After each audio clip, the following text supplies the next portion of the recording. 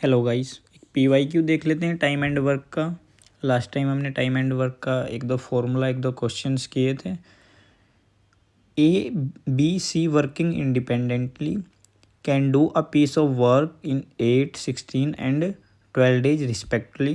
A alone work on Monday, B alone work on Tuesday, C alone work on Wednesday, A alone again on Thursday and so on. Consider the following statement. अब देखो आपके पास क्या दिया है, कोई बोल रहा है कि ABC कोई वर्क काम कर रहे हैं, एक 8 दिन लेता है उस काम को कंप्लीट करने में, फिर B कितना लेता है 16, फिर C कितना लेता है 12 दिन। ऐसे ही A कितना ले रहा है 8 दिन, और B कितने दिन में कंप्लीट कर रहा है इसको 12 डेज में, 16 डेज में, सॉरी C कितने दिन में कर रहा है इसको 12 डेज में।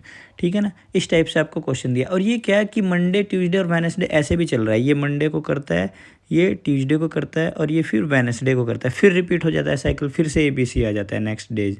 ठीक है ना, फिर से क्या आ जाता है ABC आ जाता है हमारे पास, कुछ इस टाइप से, फिर से ABC, ऐसे ये साइकिल चलता रहेगा जब तक हमारे पास काम कंप्लीट नहीं होगा। तो ये बोल रहा है कि the work will be finish on Thursday. First question तो यही है। ठीक है ना, फिर क्या बोल रहा है, the work will be finish in 10 days। क्या बोल रहा है कि जो ये काम है पूरा कितने दिन में कंप्लीट हो जाएगा, 10 दिन में कंप्लीट होगा नहीं होगा। तो एक बार देख लेते हैं यार, हम क्या कर लेते हैं, हमने क्या सीखा था। इन तीनों का सबसे पहले फर्स्ट ऑफ ऑल क्या ले लेते हैं हम लोग, एलसीएम ले लेते हैं। इन तीनों का क्या ले लेते हैं, एलसीएम। इन तीनों का एलसीएम कितना आने वाला है आप ही बताओ, क्या आने वाला है इनका एलसीएम। मैं एक बार फिर से लिख रहा हूँ, इनका एलसीएम क्या आने वाला, 8, देखो 8, 16, 12, ये A के लिए है और एक B के लिए, फिर एक C के लिए। तो इनका एलसीएम कितना आने वाला है हमारे पास 48। कितना आने वाला है 48। अब हम क्या कर लेते हैं, इफ़िशियंसी निकाल लेते हैं। A की इफ़िशियंसी कितनी आ जाएगी यहाँ पर, 48 को डिवाइड करो 8 से, 48 को डिवाइड करो 8 से कितना आ जाएगा 6, फिर 48 को डिवाइड करो 16 से, किससे 16 से, तो कितना आ जाएगा यहाँ पर 3, फिर 48 को 12 से डिवाइड करो, कितना आ जाएगा हमारे यहाँ पर 4। तो ये यूनिट आ गई, इतने यूनिट हमारे पास, ये एफिशिएंसी आ गई कि A की एफिशिएंसी, A कितना काम करेगा 6 यूनिट काम करेगा। ठीक है ना, और B कितना करेगा 3 यूनिट, और C कितना करेगा हमारे पास 4 यूनिट। तो ये इतना काम करेगा। ठीक है ना, अब हम 3 दिन का देख लेते हैं कि मंडे, ट्यूसडे और वेडनेसडे, मतलब A ने किया, फिर नेक्स्ट डे B ने किया, फिर अगले दिन किसने किया C ने किया।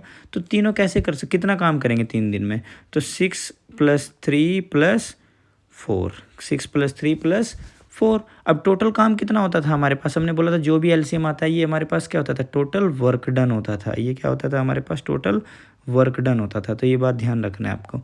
ठीक है ना, अब उसके बाद नेक्स्ट चल जाते हैं। तो कितने यूनिट हो गए, तीनों ने कितने यूनिट काम किया 13 यूनिट। कितने यूनिट काम किया 13 यूनिट। अब एक बात बताओ आप, टोटल वर्क डन कितना है 48। अब ये देख लो कितने दिन में वो फिनिश करेंगे, अपॉन 13, ऐसा ही हम करते थे। तो कितना आ रहा है हमारे पास 3, कितना आ रहा है 3 आ रहा है। अब 3 मतलब, अब 3, अब एक करो 3 का साइकिल आ गया। इसका मतलब क्या है कि ABC ये किया, फिर ABC किया, और फिर ABC किया। तो टोटल कितने डेज हो गए आपके पास 9 डेज हो गए। ध्यान से समझना, क्योंकि मंडे, ट्यूसडे, वेडनेसडे डेली सब अलग अलग दिन कर रहे थे। और ये मंडे की एफिशिएंसी है, ये ट्यूसडे की है, ये वेडनेसडे की है, ये A की एफिशिएंसी है, ये B की है, ये C की है। ऐसे ही रिपीट होता जा रहा है। तो इसलिए इसको 13 से डिवाइड, और 9, अब देखो यहाँ पर 3 आ गया, और 9 यूनिट क्या बच गया, काम रिमेनिंग बच गया। 9 यूनिट यहाँ से क्या बच गया, रिमेनिंग हो गया। क्योंकि 48 को जब 13 से डिवाइड करेंगे तो रिमाइंडर क्या आने वाला है 9 आने वाला है, यानी कि 9 यूनिट अभी भी काम बचा हुआ है, 9 यूनिट काम अभी भी बचा हुआ है। ठीक है ना, और दूसरा हमारे पास कितने दिन काम कर लिया अभी तक हमने, कितने दिन कर लिया 9 डेज। कितने दिन कर लिया 9 डेज। देखो फर्स्ट ABC ने किया, फिर ABC ने किया, और फिर ABC ने किया। ठीक है ना, यानी कि मंडे, पहले मंडे हो गया, फिर ट्यूसडे, फिर वेडनेसडे, फिर थर्सडे, फिर फ्राइडे, फिर सैटरडे, फिर संडे, फिर मंडे, फिर ट्यूसडे। अभी तक इतना काम हुआ है। अब 9 यूनिट हमारे पास बचा है। अब देखो फिर से किसका नंबर आने वाला है, A का नंबर आने वाला है। ठीक है ना, और फिर B का। अब A कितने यूनिट काम करता है 6 यूनिट, B कितने यूनिट काम करता है हमारे पास, देख लो आप, B करता है 3 यूनिट काम करता है। B कितने यूनिट काम करता है 3 यूनिट। ठीक है ना, अब ऊपर आ जाओ, अब देखो नीचे देखो एक बार, तो B कितने यूनिट काम करेगा हमारे पास, B कितने यूनिट काम करेगा 3 यूनिट। अब 9 यूनिट हमारा टोटल काम बचा था, यानी कि कौन काम फिनिश करने वाला है, बी काम फिनिश करने वाला है, क्योंकि 6 ये कर लेगा और 3 ये कर लेगा, तो टोटल कितना हो जाएगा 9 यूनिट। पर दिन कितने लग जाएंगे, देखो ये ट्यूसडे था, वेडनेसडे एंड थर्सडे, तो थर्सडे को हमारा काम फिनिश होगा, यानी कि फर्स्ट ऑप्शन तो हमारा सही है। बट डेज कितने लग रहे हैं, 9 तो ऊपर हो गए थे और 2 ये हो गए, कितने हो गए 11 डेज हो गए। क्या हो गए टोटल 11 डेज हो गए, ठीक है, सॉरी हाँ 11 डेज हो गए टोटल हमारे पास। तो हमारे पास ऑप्शन क्या है एक बार देख लेते हैं हम लोग। ऑप्शन हमारे पास है कि the work will be finish on Thursday, पहली बात तो सही है, हमारा थर्सडे को ही वर्क फिनिश होगा, ठीक है ना, क्योंकि 11वें डेज हो रहा है। आप देख लो मंडे से अगर स्टार्ट कर रहे हैं 11वें डेज कौन सा आने वाला है, 11th डेज वही थर्सडे ही आने वाला है। अब ये बोल रहा है कि 10 डेज में फिनिश हो जाएगा, ये हमारा ऑप्शन क्या हो जाएगा, गलत हो जाएगा। तो हमारे पास क्या ऑप्शन 1। तो आपको कुछ नहीं करना है, ध्यान रखना है, सबसे पहले क्या करना है, उनका एलसीएम निकाल लेना है। एलसीएम निकालने के बाद क्वेश्चन के हिसाब से उसको फ्रेम करते चले जाओ, उसकी इफिशियंसी निकालो, ठीक है ना।